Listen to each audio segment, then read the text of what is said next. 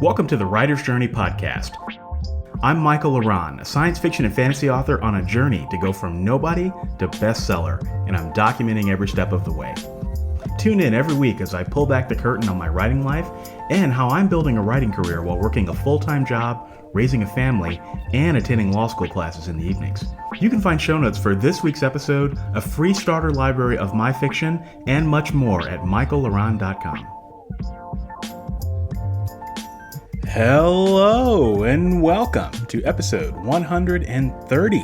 130 is a good number, and this week I titled the name of the episode, Consistency is a Game That We Can Play, because it's Beast Mode Diaries, week 5, and so I wanted to talk a little bit about some experiments that I did with consistency, how I tracked some of my data that I was using to write over this past month in August.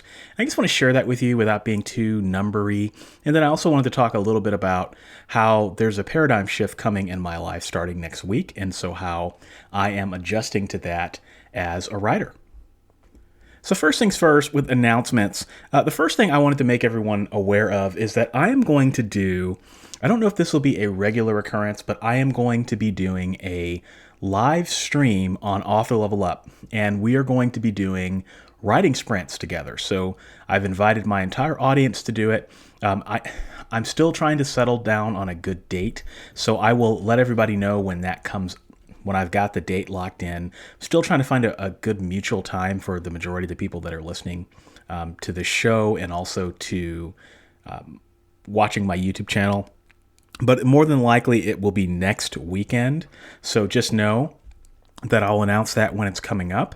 Second thing, well, before I do that, the reason I'm doing a writing sprint is because, I want to, talk to my community and get to know you guys. And maybe this could give you some encouragement and give you some time to set aside to write if you can have some time to pencil it in. I can also answer any questions that folks might have. And I'll be writing along with everyone else. So I'm in beast mode right now, so I'm going to be in my beast mode. You guys will see my beast mode in action. You'll be able to jump into beast mode with me if you want, and we'll just kind of hang out and have some fun. So, second announcement is that I'll be speaking at this year's the GDEX conference, which is a gaming conference in Columbus, Ohio, and it's their premier gaming conference, and I'm going to be speaking on how to write engaging characters. Now, normally a conference like this would be in person, it would be at a convention center, there'd be like thousands of people there, and it would be kind of fun. But because of COVID-19, this is going to be all virtual, and it's going to be free. So you can watch my speech as well as a bunch of other stuff if you're interested in video games and interested in storytelling and game development and all the other things that they're going to be doing. There's going to be some cosplay stuff going on. So this is your typical con, and it's for the great folks of the great city of Columbus, Ohio, but now it's being open to the world. I'll drop a link to the website of the conference in the show notes if you are so interested. Now, wins for the week. I have a really big win for this week, and that is that I finished book 4 of my beast mode. So I started beast mode on August 1st this week. Since August 1st, I have finished 4 books. So that is a pretty big accomplishment. I still can't share much information about it yet. The illustrator for my the very first book that I wrote is still not done yet. She's supposed to have everything to me by tomorrow, so it's Wednesday as I record this. So Thursday, it's when she's supposed to have it. She didn't have it before I was able to record this, so unfortunately, it's going to be yet another week before I can share more information about this. However, my patrons, if you are a patron, you will see the illustrations firsthand. They will be the first people that I share my illustrations with, so that will be part of the bonus audio for this month. Anyway, it's just a long way to just keep teasing this thing until one day I'll have the opportunity to share it. But so yeah, 4 books. So I wrote Project Atlas, which is this project that I'm getting illustrated. Project Writing Tips, which is basically the writing tip of the day book. So I basically took all of the first year's writing tips for Writing Tip of the Day podcast and rolled them into a book. And then I wrote volume 2 of this other series that I'm writing that I haven't launched yet. And then this last book, which is, I'm calling it Project Constitution, which is basically, the code name of it is the Reader's Bill of Rights. And so it's a manifesto on how to treat your readers. It was a very short book, but I got it done. And the other win for the week is that I wrote over 100,000 words in August. So over 100,000 words in August. I think the actual number was around 105, 107. So that's a huge accomplishment. That's a pretty big deal. 100,000 words, 4 books. I'll take it. I'll take it. So lesson learned this week was something that I learned when I was writing this Reader's Bill of Rights, and that is how to improvise when you're writing nonfiction. So I do this in my fiction all the time, but I was writing this Reader's Bill of Rights, and it was, I had a pretty good idea of how it was going to go. It was a pretty straightforward book, very short, and I thought, okay, I'm just gonna kind of do it this way, and I'm just gonna write out what the rights are, explain why they're important, and so on and so forth. And I started writing the first chapter, and then right around the time I started writing that first chapter, I think I took a break, and I was watching something on YouTube. I don't remember what it was that I saw, but it was like a day in the life of a person. Like it was a video, and it was like, Mary does this and this and this and this, and she does this. It had nothing to do with anything. It was just some random YouTube video that I saw. And then I started thinking, that's really interesting. What if I did that with this book? Like what if every chapter I started off with a day in the life of a reader, and then that's a story of a reader experiencing something like being defrauded by an author or being harassed by an author, right? It would help illustrate the importance of these different rights that I'm going to be talking about in the book. And so I was like, that's really fun. So I started writing it, and so every chapter has a day in the life of a reader. It's like a vignette. That's like 2 or 3, maybe 400 words about the reader, what they're about, what their life is like, and then why this particular right is important because of something that happened directly to this reader. And I thought that would be a really interesting way to convey the points that I'm trying to make in the book. And so I don't know if it'll work or not, but it was just kind of a fun, hey, I had no idea I was going to do this. It probably lengthened the book just a little bit. And it's all about improving your influence and persuasion and when you're writing nonfiction, right? Because at the end of the day, when you're writing nonfiction, you're trying to educate people, but you're also trying to move them in a direction to do something. And what that something is different with every nonfiction book. It's different with every nonfiction writer. But yeah, so I thought that was kind of fun, and it was definitely a fun book to write. And so I thought I would share that with you guys as a lesson that I learned, that it doesn't matter how many books you've written. For me, every nonfiction book I write is drastically different. All right. So I had another idea. This is an idea of the week. This one is just something I've been thinking about because my emails are out of control again. And I had a really good system that was working for about 2 or 3 months, and then it just collapsed. And I'm trying to figure out the best way to handle this because as I continue to grow, this is going to be probably one of the top 5 problems that I'm going to continue to have for the rest of my writing career. It's kind of one of those things where you never solve it. It just always morphs and evolves. I have to figure out this email problem. I have to. There's no alternative, right? Because it's important for me to respond to fan mail, but it's also important to me to be able to respond to other things that are coming into my email inbox, like events to speak at, for example, or receipts and things that I have to do for my taxes. And so I find that if I slip for one day, everything just falls out of control. And that is an indicator of a system that's not working. And so I don't know what the right answer is at this point. And I'm not putting pressure on myself at the moment to figure that out, because I know that it's not going to be something that I solve overnight. And I know whatever I institute to try to solve it is going to become irrelevant. And so I don't know how to handle the problem. I don't know. I've tried to find technology to help me with it.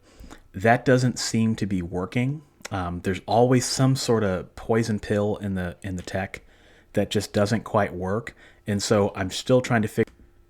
And with workflows and things, it doesn't work either. So anyway, I'm not complaining. I'm just simply saying that this is a problem that I'm just going to have to continue to wrestle with. And it's an interesting problem, right? But yeah, so the idea, just a long preamble into the idea of the week. The idea of the week that I've been thinking about, I don't know if I'm ready to do this yet, but the idea that I've been thinking about, and maybe it's something that you could consider down the road, is the idea of a part-time assistant for email only. So when you say the words assistant, people freak out a little bit because they're like, oh my gosh, I can't afford that. It's crazy, so on and forth. But if you hired an assistant and that was the only thing that they did was 2 or 3 hours a week, they go into your email inbox and they clean stuff out. So, if you've got a bunch of receipts, maybe they throw all the, they throw all the receipts into a folder. They document what it was. They do, like I've got a spreadsheet that I like to document my expenses on. Maybe they handle that real quick. There's other emails that I just get where maybe I don't need to be spending time on them. Maybe that's something that an assistant can handle, because I like to prioritize fan mail. I like to prioritize emails from other authors, any kind of collaboration things, monetary opportunities, public speaking. Those are the emails that I tend to do best with, and those are the ones that I want to handle personally. So what would it look like if you hired an assistant for 1 to 2 hours every week? I mean, most days you can get an assistant for anywhere from $20 to $40 an hour. So you do the math on that. That's not terribly expensive. You don't have to be making a whole lot of money to justify that kind of cost. But it is not necessarily something that provides a return on investment.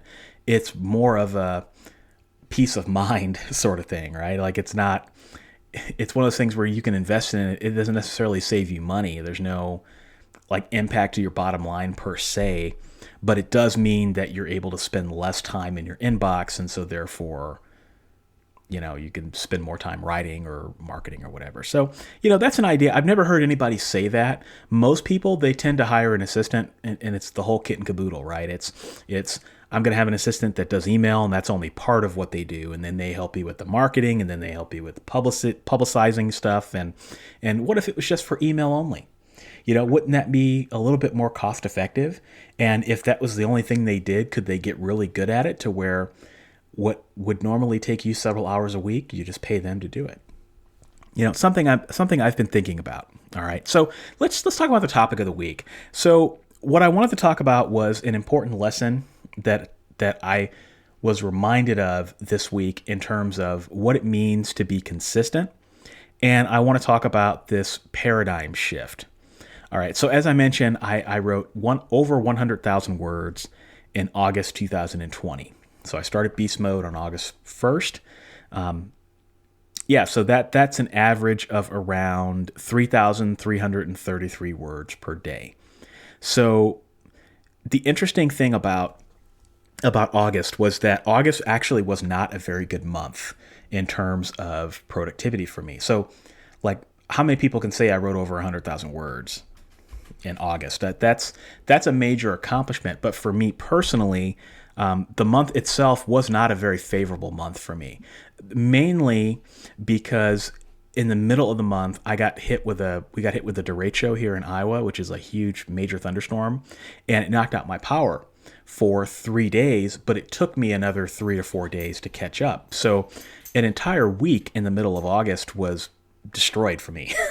My productivity sucked. I think I only wrote like 300 words a day, which was quite an accomplishment considering all things considered, but it completely wrecked my productivity. So in many ways, this is not like a typical month for me. Usually the months are a little bit smoother, but it just goes to show you that there's always going to be something in any given month that is going to be a factor that diminishes your word count. Like there's no such thing as a perfect month, if you really think about it. I mean, in a normal year, in a normal world where we didn't have a pandemic, I mean, if you took a family vacation for a weekend or a week, that would throw off your word counts too, wouldn't it?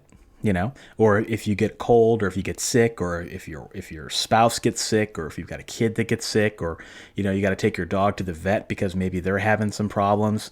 There's all sorts of things that can throw your months off. So what I liked about August was that it was one of those months where things did dip a little bit, and so maybe it can be instructive to you as I continue talking about the rest of what I'm going to talk about. So why I started thinking about this was because Monday of this past week, was a pretty bad day. Not a bad day in terms of a bad day. It was just a bad day for productivity because I had to start getting my daughter ready for school. She's doing some extracurricular activities, and so we had to go and get some supplies and things like that for that.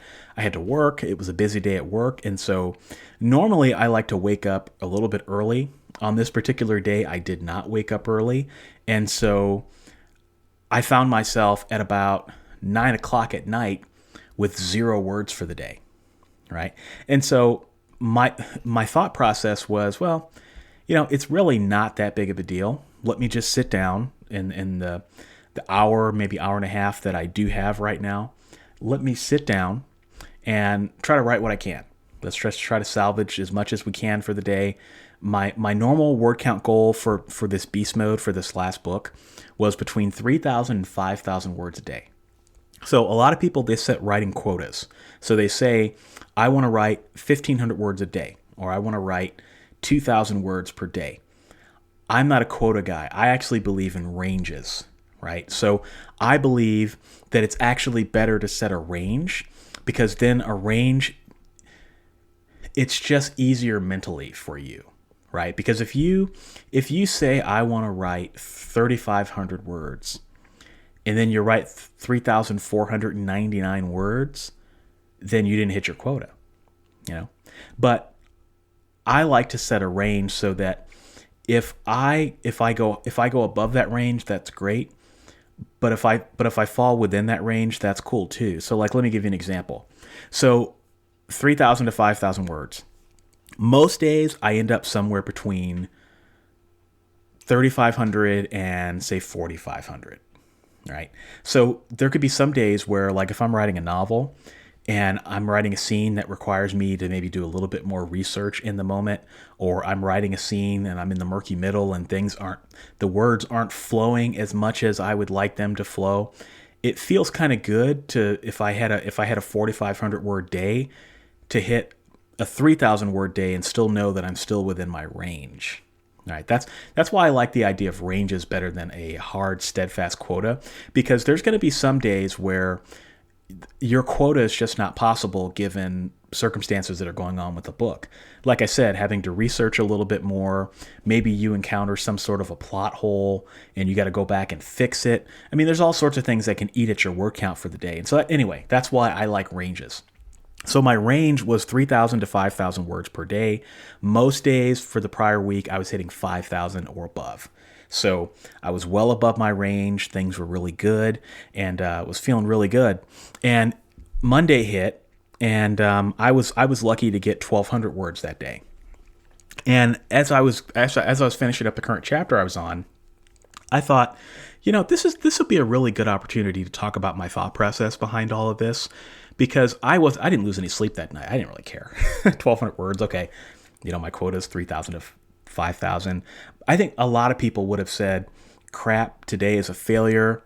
I'm going to have to catch up the next day to make up for all the words that I missed and so on and so forth. And I'm here to tell you that it doesn't really matter at the end of the day. The number doesn't matter. People say, I got to write this amount. The word count does not matter. What matters is the consistency, right? The consistency is the most important thing that matters. And I did a post like that later that night. I did a post on my YouTube community tab, and I can't link to it, but you can access it by going to youtube.com/authorlevelup and then clicking on the community tab, and just scroll down a couple of days, and you'll see it. Especially if you're listening to this when it comes out. If not, I'll kind of sum up sum up everything for you here. Basically, I could have continued writing in my manuscript, but I took the time. I probably could have written 2,000, 2,500 words for the day, but I said, you know what? It doesn't really matter. Let me just stop and talk about my thought process behind this. So I have a theory, and I tested this theory, and I'll share the results of it for August. My theory is that consistency is more important than numbers. I've said that like 10 times already on this podcast just alone. Consistency is what ultimately matters. It's how many times you sit down in the chair to write. It's how many days of the month you sit down to write. It's how many months of the year where you have majority of days that you write, because at the end of the day, when you sit down more, you're going to have more word counts to show for it, even if the current day that you're dealing with is a 0 or is a 100-word day or a 200-word day, which for most people would probably be a very, very low day, right? The consistency and the showing up, that's ultimately what matters. And let me tell you why. Because if you wrote... let's just say every month was NaNoWriMo for you. For most people, that's not possible. But let's just say that every month is NaNoWriMo. So you try to write 50,000 words every month, 12 months out of the year. Assuming you could pull that off, that would mean that you would write 600,000 words by the end of the year. That's 600,000 words. That's over 500,000 words if you sat down and reasonably hit your quota every day. We could say, maybe end up writing 500,000. Okay, that's still not a number to sneeze at. Even if you wrote 100,000 words or 150,000 words for the entire year, that's a win. To me, a win is whatever you can accomplish. But see, people, when they think about writing, they think that because they didn't hit their goal one day, or they didn't hit their goal for a month. So like say you start NaNoWriMo and you want 50,000 words and you only get to 40, and people think they're failures. And that's crazy. NaNoWriMo is an artificial construct. There's no one that's going to come to your house and shoot you because you don't succeed in NaNoWriMo. I always tell people, all you can do is all you can do, and all you can do is enough. The great motivational speaker always said that. All you can do is all you can do, and all you can do is enough.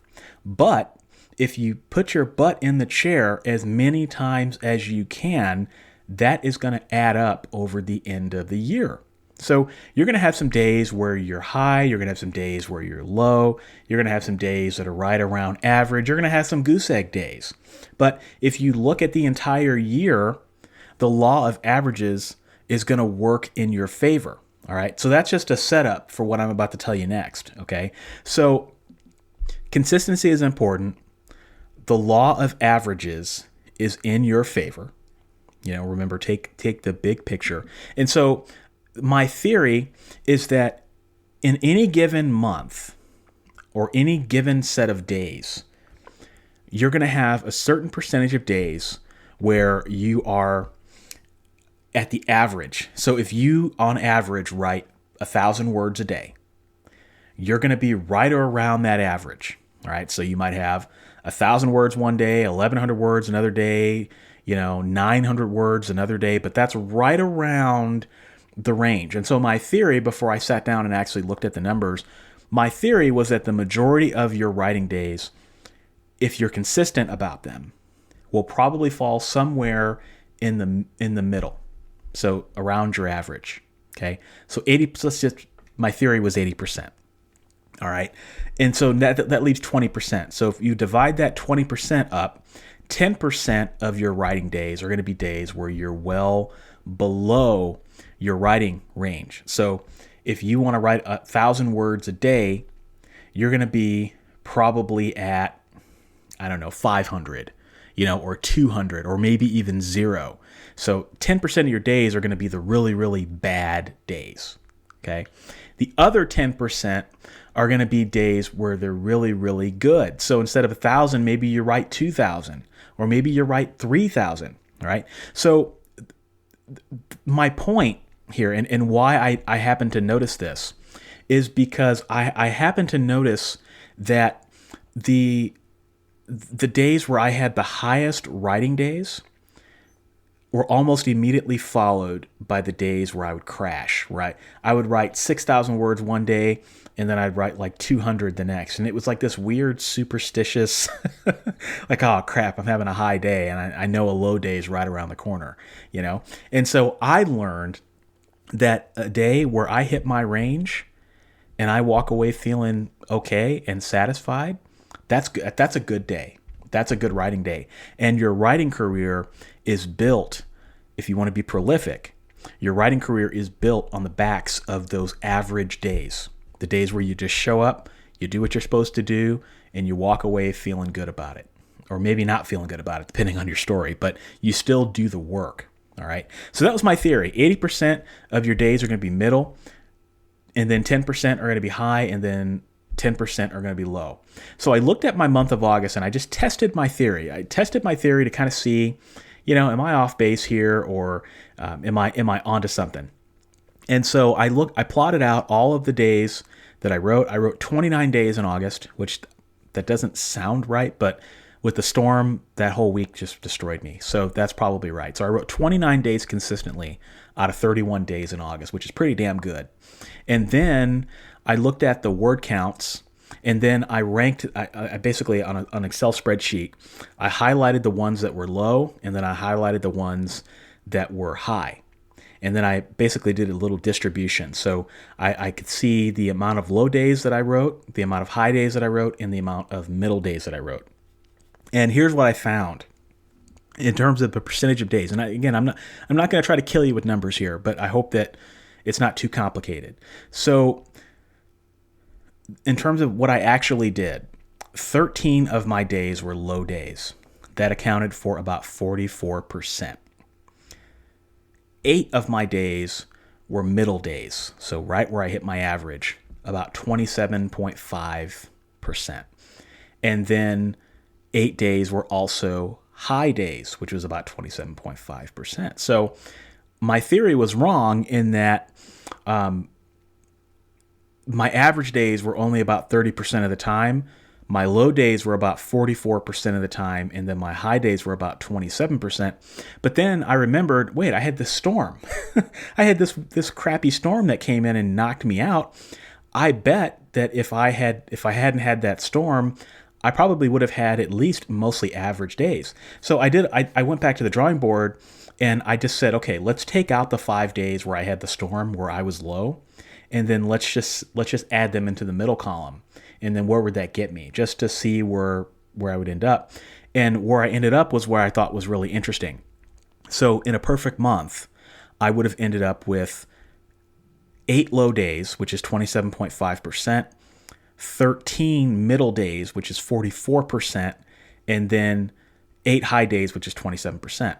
So in some ways, my theory was right, but it was wrong in terms of the percentages. What I thought was that 80% of my time would be average days. It actually ended up, in a perfect world, probably being closer to 40%, maybe a little bit lower than that, right? But if I look at my high days and my low days, they were exactly the same. See, that's interesting, isn't it? Because they occur at a lower rate, but they're equally distributed. All right. So anyway, I'm going to stop throwing numbers at you. I'm just simply trying to get people to understand how to regulate their productivity. All right. So if you are having a day where you do everything you need to do and you hit your word count for the day or your word range for the day, and it's 10 o'clock at night and you're feeling good and you go to bed, that, my friends, is a good day. You should congratulate yourself and know that this is the kind of day that is going to make you prolific. All right. Now, on the other hand, or the second hand, I should say, because there's 3 hands here. Awkward. On the second hand, if you're having a very low day, the thing is not to despair. It doesn't matter at the end of the day. Like, don't worry about catching up. Don't worry about freaking out. Just take it on the chin. It is what it is. Life happens to all of us. It's personal circumstances. Don't beat yourself up over the fact that you weren't able to accomplish your word counts. I've learned that there's a lot of things to be stressed out about in this life. Sitting down and getting words on the page is not one of them. If you sat down to get words down on the page, you won. All right. And even if you didn't sit down to get words on the page, as long as it's on the top of your mind, it doesn't really matter. Okay. So if you're having a low day, just reset. Just go to bed, reset, and know that tomorrow is a completely new day with a completely new set of circumstances that may be even more favorable than the day prior. All right. Now, on the third hand, if you're having a really high day, that is a day to really enjoy it, lean into it, but be careful with the high days. And you're probably thinking, why should you be careful with the high days? Well, my experience is that when you have a high day, it means a low day is right around the corner. And the high days are weird. It's almost like the high days and low days, they work to regulate each other. So like when you have a high day, you're going to be guaranteed to have a low day. That's my experience. Anyway, that's my experience. Maybe other people can relate to that. Maybe it's not true for you.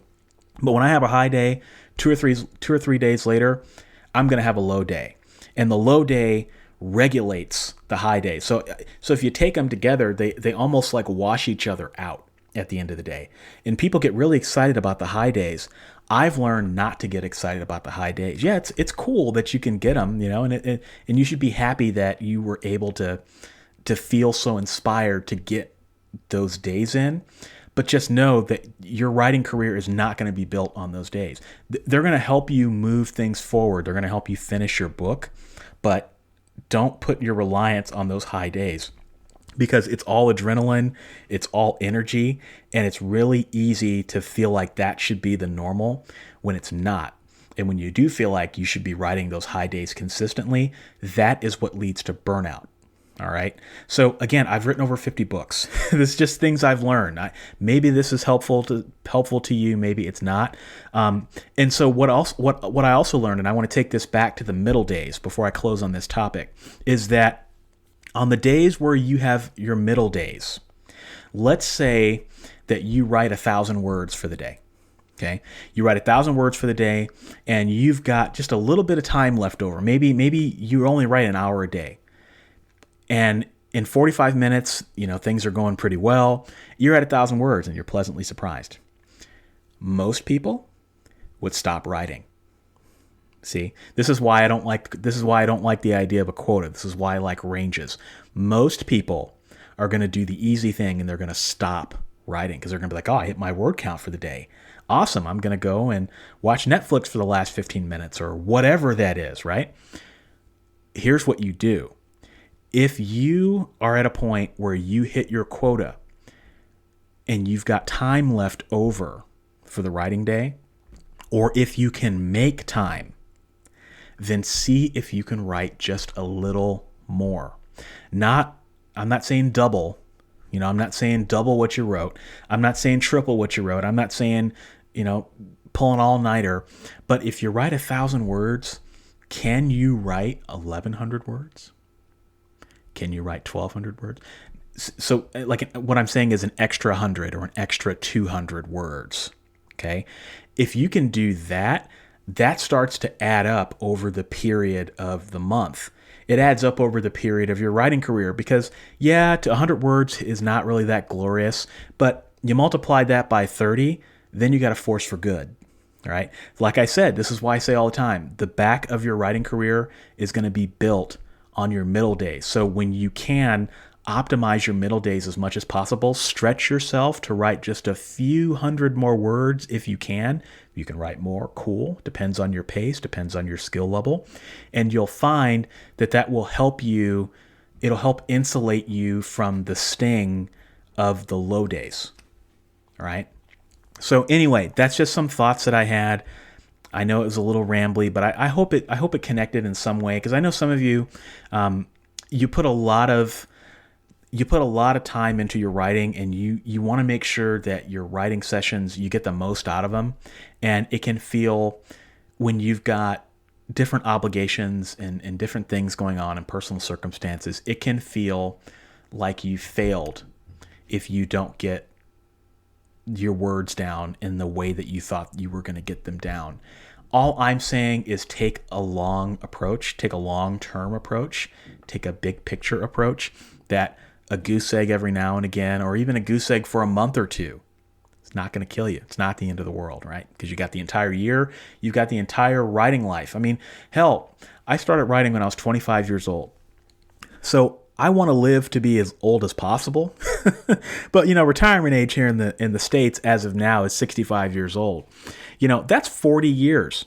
Why am I beating myself up that I can't write on a Thursday?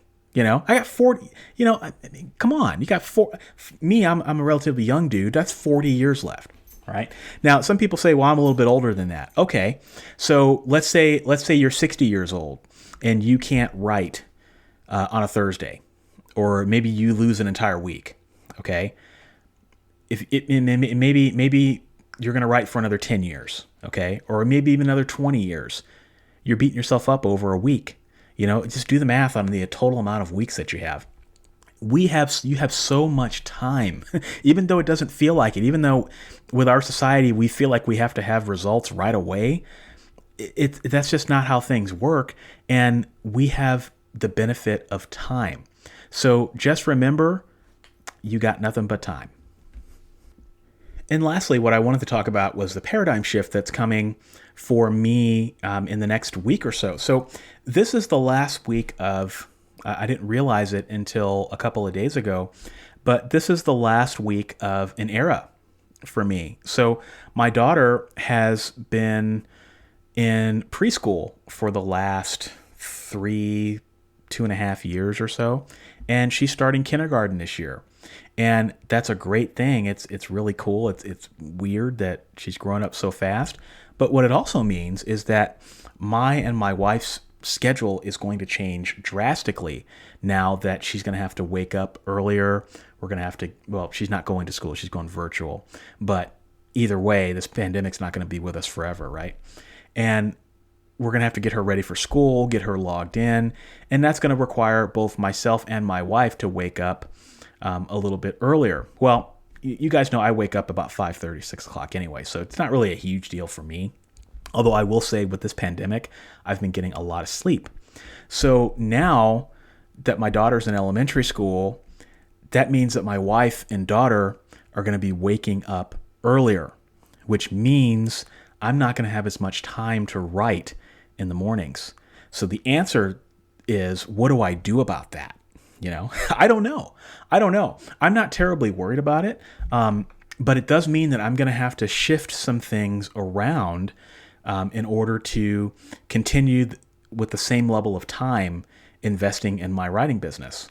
So it's weird when you have kids because, your kids' schedules change so randomly and so regularly that you're constantly having to shift. So like, the schedule that I have now is not the schedule that I had 2 years ago because my daughter was doing different activities. She was involved in different things. And so as those change, I have to change my own schedule.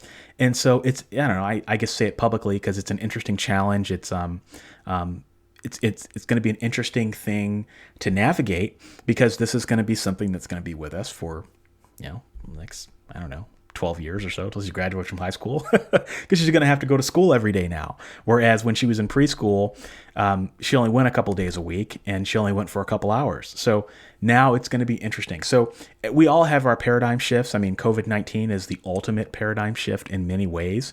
But it just goes to show you that no matter who you are, I still have my struggles in terms of how I get things done. And so that's going to be something that I'm going to kind of be playing by ear for the next week or so to figure out what my new normal is, and that's just how it is. So I hope that all of you are doing well. I hope all of you are in your beast modes if you are getting any writing done, if you feel like you can do that. And I hope that you're enjoying it. And I hope that you stay safe and stay well. And I'll be back next week with another episode. Thank you for listening, and I'll holler at you next time. Thanks for joining me this week. If you enjoyed this episode, you'll enjoy my backlist episodes at michaelaran.com/podcast. For your free starter library of my favorite novels, join my fan club by visiting michaellaron.com/fan club. If you're a writer and want to connect with me further, check out my YouTube channel, Author Level Up, for helpful writing advice at authorlevelup.com. Thanks for listening, and I'll be back next week.